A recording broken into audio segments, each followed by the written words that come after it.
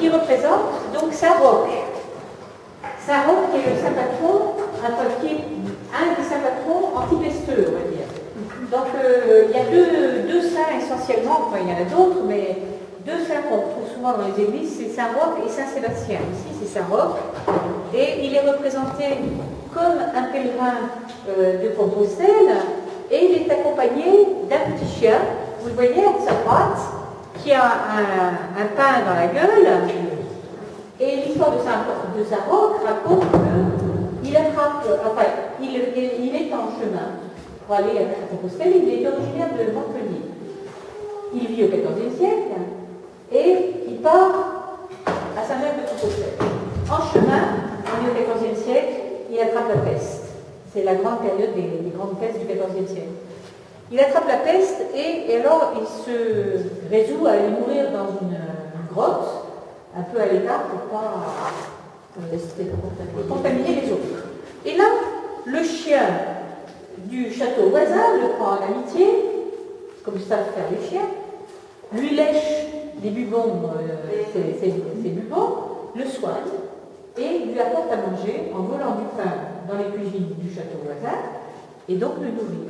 Et traditionnellement en Corse, le jour de la Saint-Roch, on fait cuire des petits pains, par exemple à Onicapel ça se fait toujours, et puis à Spélanca de Rochefort.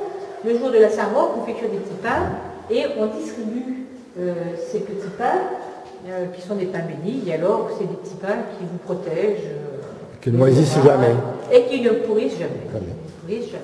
Voilà. Donc Saint-Roch, qui est vraiment reconnaissable à son costume de Compostelle, et surtout avec son petit chien et son pain. Alors, puisqu'on est là, je vous demande de regarder ça, parce que c'est très beau. C'est un petit tabernacle donc, de bois, polychrome, avec des peintures sur les trois côtés.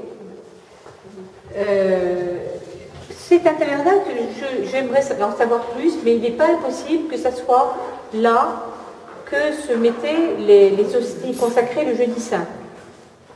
Parce que vous savez que le vendredi saint, pendant la semaine sainte, on n'a pas le droit de consacrer les hosties, puisque le Christ est mort. Donc, si on doit faire communier les gens le vendredi saint, il faut avoir consacré les hosties la veille et les avoir transférées, en grande cérémonie du reste, dans un tabernacle qui est spécifique. Et je pense, à mon avis, que c'est ce tabernacle-là. Mais je ne vous le garantis pas. En tout cas, il est très très beau et on voit sur ce tabernacle le Christ qui fait jaillir le sang de son flanc qui est percé.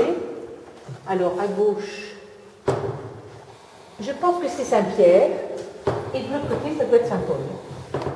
Tout juste. Donc de part et d'autre, vous avez Saint-Pierre et Saint-Paul sur ces deux parois du tabernacle. Voilà. Voilà.